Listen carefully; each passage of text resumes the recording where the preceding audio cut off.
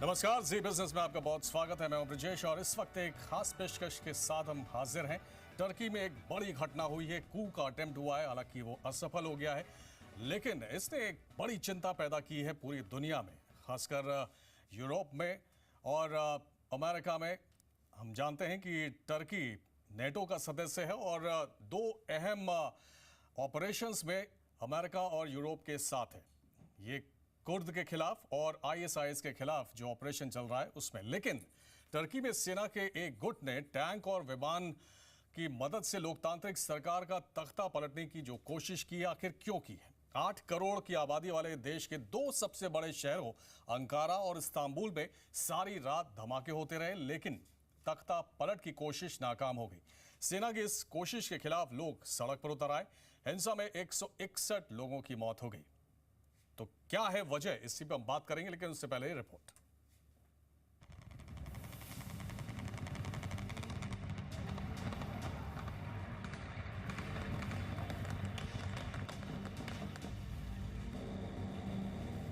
ये किसी Hollywood film का सीन नहीं है। टर्की की सड़कों पर तख्ता पलट की कोशिश के दौरान लोगों पर की गई हवाई फायरिंग की तस्वीरें हैं। टर्की में तख्ता पलट की सेना की कोशिश को आवाम ने ही नाकाम कर दिया। देखिए कैसे लोग सड़कों पर टैंकों के सामने लेट गए।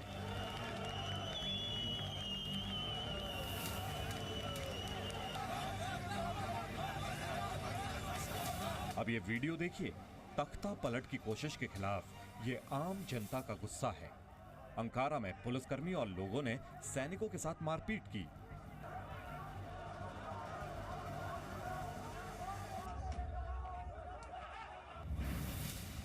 विद्रोही सेना ने अंकारा में तुर्की की संसद पर भी बमबारी और आम लोगों पर भी गोलियां बरसाई।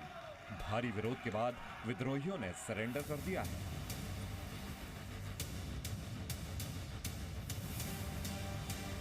तख्ता पलट के खिलाफ सड़कों पर उतरे लोगों ने फायरिंग से बचने के लिए यूं लेटकर अपनी जान बचाई।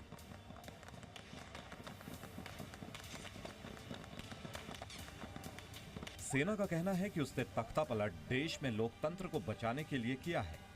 हालांकि टर्की के प्रधानमंत्री बिनाली यल्दिरम का कहना है कि यह सिर्फ सेना के एक गुट की कोशिश है और इसके लिए जिम्मेदार लोगों को बख्शा नहीं जाएगा। शुरुआती असमंजस के बाद टर्की के राष्ट्रपति भी सामने आए और बागियों को सख्त चेतावनी दी। तख्ता पलट की कोशिश के पीछे मुस्लिम धर्मगुरु फेतुल्लाह गुलेन का नाम सामने आ रहा है। तख्ता पलट की इस कोशिश में 161 लोग मारे गए हैं। इस्तांबुल के तकसीम स्क्वायर पर भी कई सैनिकों ने सरेंडर किया। सुबह होते होते आम लोगों की सड़कों पर उतरने की कुछ ऐसी तस्वीरें सामने आईं जो बता रही हैं कि सेना की तख्ता पलट की कोशिश को नाकाम कर दिया गया। राष्ट्रपति रेचेप तैयप एर्दोगान की एके पार्टी 2002 में सत्ता में आई थी। राष्ट्रपति अपने दफ्तर के पास ही सारे अधिकार रखने की कोशिश में है। सत्ता में आते ही राष्ट्रपति ने ही कई आर्मी अफसरों पर मुकदमे चलाए, जिसके बाद राष्ट्रपति एर्दोगान के इस कदम से आर्मी में असंतोष बढ़ा। एर्दोगान 2003 में पावर में आए थे। उस समय भी मिलिट्री रूल था। मिलिट्री रूल को से जनता दुखी हो चुकी थी और इनको इलेक्ट किया। लेकिन इनके इलेक्शन होने के बाद में इन्होंने कुछ ऐसे कदम उठाए हैं जिससे जनता नाखुश है और आर्म्ड फोर्सेस नाखुश है। इधर भारत भी टर्की के मौजूदा हालात पर नजर बनाए हुए है। विदेश मंत्रालय के प्रवक्ता विकास स्वरूप ने ट्वीट कर जानकारी दी है कि अंकारा में रहने वाले सभी भारतीयों को सार्वजनिक जगहों पर न जाने और हालात के काबू में होने तक अपने घरों के भीतर रहने की सलाह दी गई है। विदेश मंत्रालय ने भारतीयों के लिए अंकारा और इस्तांबुल में हेल्पलाइन नंबर भी जारी किए हैं। हमारी ये भी अच्छी बात है कि भारत सरकार ने जो रिएक्शन प्रतिक्रिया की है, वो कहा कि वो डेमोक्रेटिक जो प्रजातंत्र सरकार है उसका हमेशा समर्थन करना चाहिए। इस वक्त टर्की में हालात सरकार के काबू में हैं और बागियों ने सरेंडर कर दिया है। एक तरफ तो वो सेकुलर लोग हैं जो इनकी पॉलिसी और नीतियों से बहुत नाराज हैं, तो दूसरी तरफ जो एनाटोलियन रीजन है एशिया का, वो लोग काफी एर्दोगान की सपोर्ट में थे। टर्की की जनता ने चुनी हुई सरकार को पलटने की कोशिश को कामयाब नहीं होने दिया। ब्यूरो रिपोर्ट, जी मीडिया। तो हालांकि कू कामयाब नहीं हुआ, लेकिन इसने बहुत सारे सवाल खड़े किए। आखिर सेना का एक तबका क्यों असंतुष्ट था, क्यों उसने इतना बड़ा कदम उठाया, जबकि माना जाता है कि एर्दोगान की पकड़ जो है बहुत मजबूत है, चाहे वो आर्मी पर हो, चाहे वो सिविलियन एडमिनिस्ट्रेशन पर हो, उनकी पकड़ बहुत मजबूत है। लेकिन फिर भी ये बहुत बड़े सवाल खड़ा करता है। इसी पर हम बात करेंगे। हमारे साथ दो खास मेहमान स्टूडियो में, अचल मल्होत्रा जी, फॉर्मर डिप्लोमेट, और Praful Bakshi, defence and security expert. आप दोनों का बहुत स्वागत है सर। और साथ ही इस चर्चा में हमारे साथ हमारे सहयोगी अंकुर त्यागी भी हमारे साथ हैं। और पहले रुख हम अंकुर का ही करेंगे और ताज़ा हाल जानेंगे। फिलहाल अंकुर, जो खबरें आ रही हैं उसके मुताबिक तो कू जो है नाकामयाब हुआ है, लेकिन फिलहाल क्या स्थिति, कुछ भारतीय छात्र जो कि स्पोर्ट्स के लिए गए हुए थे वो भी फंसे हुए हैं, क्या जानकारी है आपके पास? देखिए, अभी विदेश मंत्रालय से जो खबर आ रही है वो ये है कि जो भारतीय एथलीट्स वहाँ पे फंसे हुए थे वो सुरक्षित वापस आ जाएंगे, उसका भरोसा भारत सरकार ने दिया है। वहाँ उनके लिए कोई खतरे वाली स्थिति नहीं है।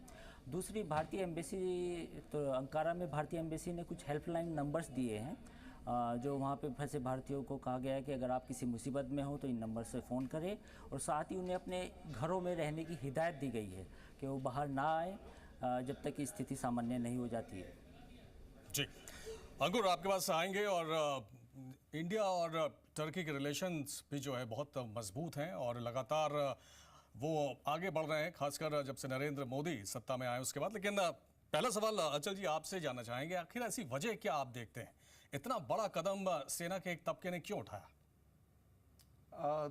देखिए, अगर आप तुर्की के इतिहास पर नज़र मारें तो मुझे एक बहुत पुराने जनरल थे, मैं उनका नाम भूल रहा हूँ, उनका ये कहना था कि टर्की एक ऐसी कंट्री है जहाँ इस्लाम इज़ मैरिड टू डेमोक्रेसी, और जो उसकी संतान पैदा हुई है वो है सेकुलरिज्म। और मिलिट्री ने अपने आप को एक किस्म का वो self appointed guardian of the constitution, secular constitution का सेल्फ अपॉइंटेड गार्जियन बना रखा है। और उनका ये कहना है कि जब जब ये सेकुलरिज्म, डेमोक्रेसी, ये वैल्यूज़ जो हैं तुर्की में अंडर थ्रेट होंगी या इन पर कोई खतरे के बादल छाएंगे तो आर्मी इंटरवीन करेगी। तो 5 या 6 बार हो मैं आ रहा हूँ। अब सवाल ये पैदा होता है, क्या तुर्की में ये बात आज के दिन लागू होती है? 5-6 बार पहले तो हो चुका है ऐसा, लेकिन पिछले 16, 18, 20 साल, ऑलमोस्ट 20 साल से आर्मी ने कोई इंटरवीन नहीं किया। दूसरी जो बात देखने वाली है कि इसमें जो पार्टिसिपेशन है वो हाईएस्ट लेवल से नहीं है, ये मिडिल या लोअर लेवल के आर्मी सेगमेंट्स हैं जिन्होंने ये किया है। अब सवाल ये है कि क्या वास्तव में एर्दोगान इतने एरोगेंट या इतने उनके जो पॉलिसीज़ हैं, क्या वो इस दिशा में जा रही हैं कि वो इस्लामाइजेशन कर रहे हैं कंट्री का? कुछ बातें ज़रूर उन्होंने ऐसी करी हैं, जैसे कुछ साल पहले उन्होंने बैन हटा दिया। एक पहले बैन था कि आप हेड गियर जो है उस पर वो था कि आपको नहीं पहन सकते। लेकिन सर उन्होंने बहुत सारी चीजें ऐसी की हैं, जैसे कि इंटरनेट पर बैन उन्होंने लगा दिया। वही मैं उन्होंने अल्कोहल का जो सेल है उस पर बैन लगाने की कोशिश की। क्या डॉर्मेटरीज में जो है जो अलग अलग सेक्स के लोग एक साथ ना रह पाए, इस तरह की उन्होंने बहुत सारी चीजें कही। बहुत सी उनकी अथॉरिटेरियन टेंडेंसीज रही हैं। तो लेकिन क्या ये ऐसी कंडीशंस क्रिएट करती हैं? तो ये तो एक पहलू है कि ये डोमेस्टिक जो आर्मी अपने आप को रोल दे रखा है उसको इम्प्लीमेंट कर रही है, उसको मतलब अपना रोल दिखा रही है कि रिस्पॉन्सिबिलिटी है हमारी, या फिर ये कोई फॉल आउट है, या ये ISIS का जो इन्फ्लुएंस है वो आर्मी में कहीं आ रहा है। और वो चूंकि Turkey is a part of the coalition, वो नेटो के साथ कोलिशन में मिलके ISIS के अगेंस्ट लड़ रहा है प्राइमा फेसी। वो दूसरी बात है कि उसके एलिगेशंस है कि वहां से तेल भी खरीदता है, ब्लैक मार्केट चोरी का सस्ते में तेल भी खरीदता है। लेकिन कहीं ना कहीं प्रफुल्ल जी आपको लगता है कि गड़बड़ है, क्योंकि जिस तरह की अभी जो कू में शामिल बहुत सारे जो सैनिक थे, जो बड़े अधिकारी थे, उनसे जब बातचीत हुई तो उन्होंने यही कहा कि हम लोग डेमोक्रेसी के लिए लड़ रहे हैं, हम लोग सेक्युलरिज्म के लिए लड़ रहे हैं, हम लोग फ्रीडम के लिए लड़ रहे हैं, हम लोग ह्यूमन राइट्स के लिए लड़ रहे हैं। तो आपको लगता है कि ये शिकायत अगर है तो एर्दोगान के सत्ता में ये सारी चीजें कहीं ना कहीं खत्म हो रही हैं? देखिए, ऐसा है, एर्दोगान जो के सत्ता जो है वो थोड़ी जिसको कहते हैं शक के दायरे में है। ये वो इतना क्लीन नहीं है। पिछले 4 कू जो हो चुके हैं 1960 से ऑनवर्ड, ये के सारे इनके कॉन्स्टिट्यूशन में प्रावधान आ गया था कि अगर जहां पे भी for the sake of the nation army can intervene, तो आर्मी इस तरीके से वो इंटरवीन करने लग गई। पर हर वक्त जैसे कि अभी मल्होत्रा साहब ने बताया, बिल्कुल ठीक बताया कि जहां पे डेमोक्रेटिक वैल्यू और वैल्यूज जो पे हनन होता था, जहां पे उनको चैलेंज होता था, आर्मी इंटरवीन करती थी।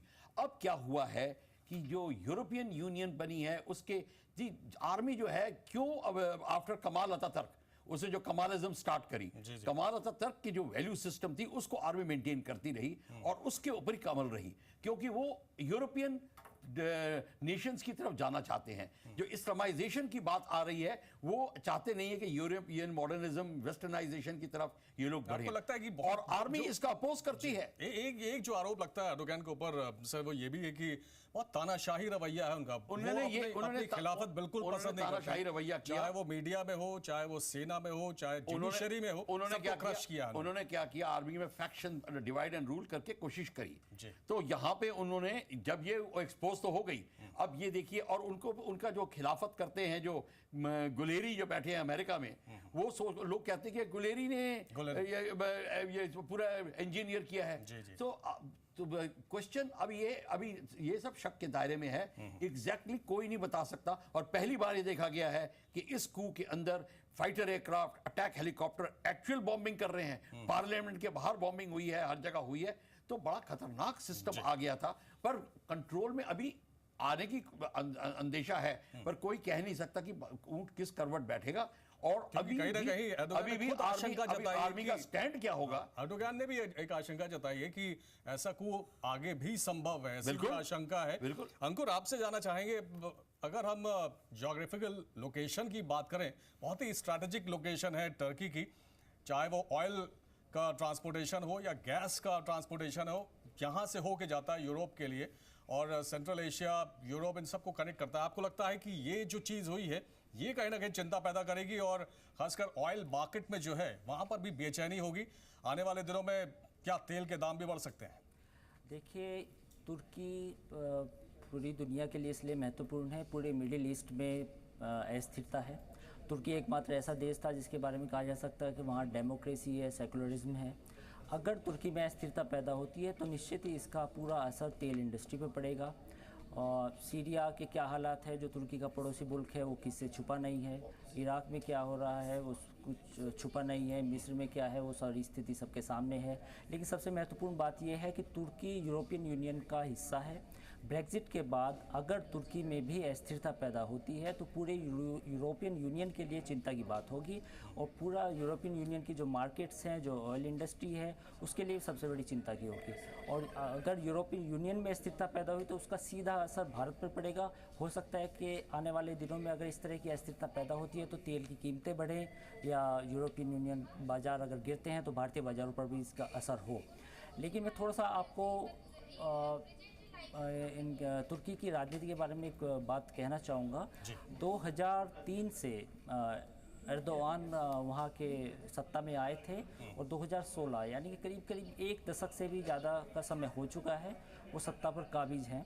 उनको हटाने की तमाम कोशिशें हो रही हैं, और इस बात से संभावना से इनकार नहीं किया जा सकता कि भविष्य में भी इस तरह की कोशिशें हों, और अगर इस तरह की कोशिशें होती हैं तो वो तुर्की में अस्थिरता जरूर पैदा करेंगी।